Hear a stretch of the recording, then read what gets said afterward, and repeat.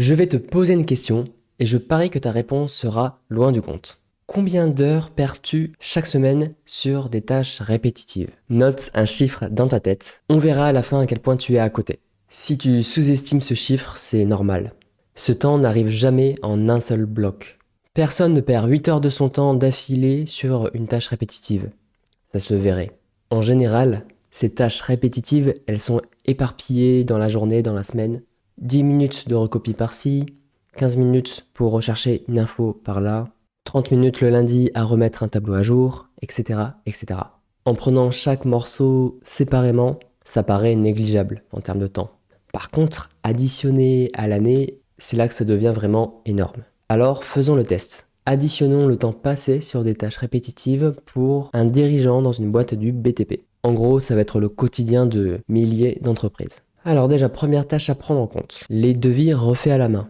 Ça lui prend quand même 4 heures par semaine, parce qu'il en a quand même pas mal à faire.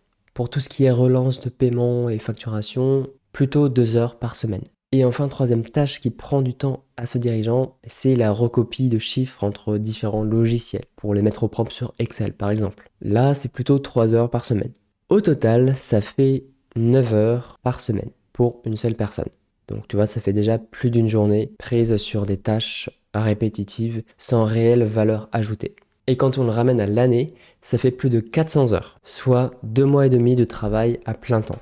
Et quand on le convertit en euros en restant prudent, ça fait 15 à 20 000 euros par an.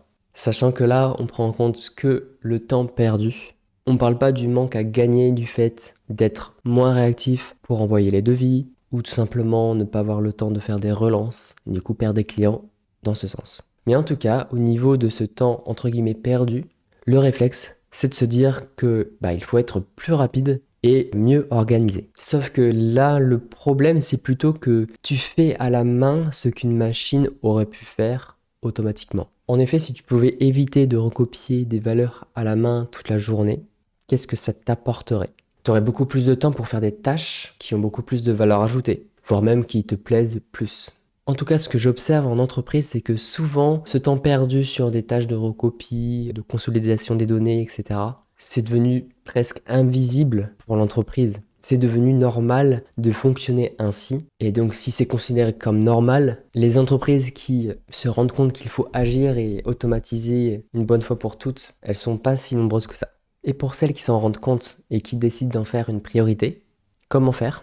La première étape, c'est vraiment d'y voir plus clair. Mettre un chiffre sur ce que ça te coûte de ne rien faire et repérer la tâche répétitive que tu peux rectifier, automatiser en premier. En général, cette première automatisation qu'on va mettre en place, ça va être pour une tâche qui te prend particulièrement de temps et pour laquelle l'automatisation nécessitera un effort moindre. C'est-à-dire, on va pas forcément attaquer en premier un gros chantier qui va prendre des mois. Non, déjà, on va voir qu'est-ce qui pourrait te rectifier en quelques jours, peut-être, et déjà te ferait gagner quelques heures toutes les semaines, qui sait. Tu peux tester ce cas de figure sur ce petit outil dans lequel j'ai mis ce calcul. C'est vraiment un audit minimaliste que tu peux faire en 3 minutes. Dans quel secteur es-tu?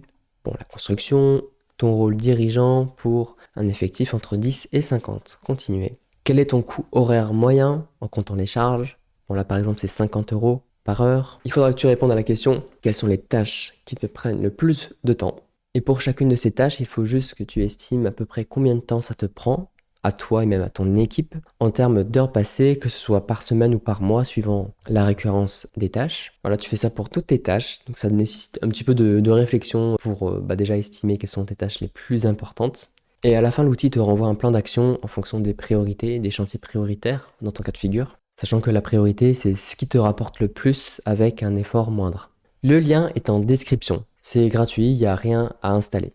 Une chose quand même, cet outil te donne le diagnostic. En fait, c'est un point de départ. Mettre en place ce plan d'action, c'est tout autre chose. Et ça vient après.